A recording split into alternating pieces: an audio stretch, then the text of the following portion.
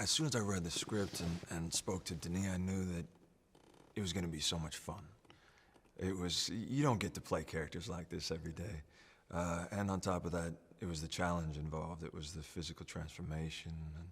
And Denis, as soon as we talked about Feyd, he described to me his image of how he saw him and how physically imposing he wanted him to be. And so I knew that there was going to be a good challenge in that. And it was also just getting into his psychology. It's sort of, those are the characters that can be hard to justify their actions. But yet humanity is full of those types of people. So shining a light on that part of the human condition is a fascinating thing to explore. Denis had an image of Feyd physically that he described to me. But a lot of the reasons why and Feyd's childhood and those sorts of things, those were the bits that Denis had. We had more conversations about it, figuring out, why does Feyd act the way he does?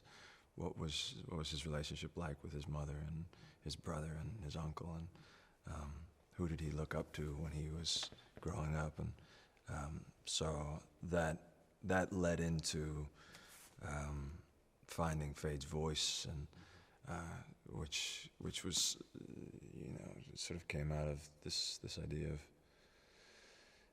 living with the Baron from a very young age, and seeing that this is the man who has power. This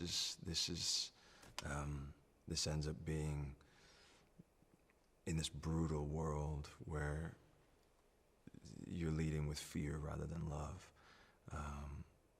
who do you look up to, and who do you emulate? And that's where that came from.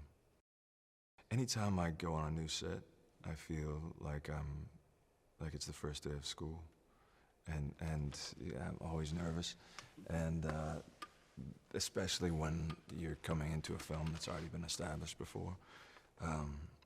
But everybody here has been, they're just such a great group of people. It feels like a family, and very quickly I felt like I was just welcomed into the family.